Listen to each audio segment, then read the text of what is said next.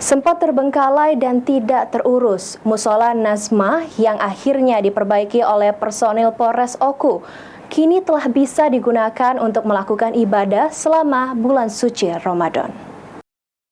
Selama 26 tahun terbengkalai, musola milik warga desa Belandang, Kecamatan Ulu, Ogan, Kabupaten Ogan Komering Ulu, yang dipenuhi semak belukar dan sudah diperbaiki petugas Polsek Ulu Ogan, kini sudah dapat digunakan untuk ibadah selama bulan suci Ramadan ini.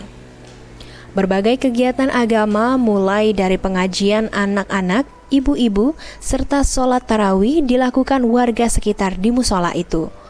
Warga mengaku sebelumnya mereka harus menempuh jarak cukup jauh ke desa tetangga untuk ibadah.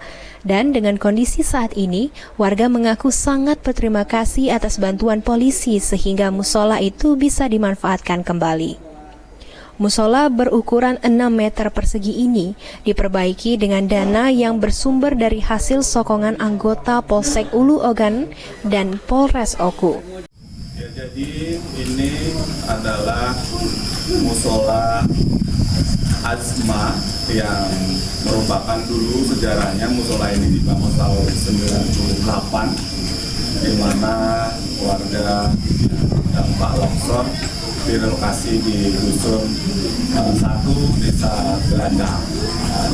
Akan tapi musola ini sudah cukup lama tidak terpakai atau tidak termanfaatkan, sehingga musola ini pada waktu akhir tahun 2023 banyak tertutup ilalang atau rerumputan yang sampai dengan menutupi dari bangunan itu. Selesai direnovasi dan dapat difungsikan kembali, warga pun senang dan mereka bisa gunakan untuk ibadah selama bulan suci Ramadan bersama polisi. Ari Pranika, PAL TV.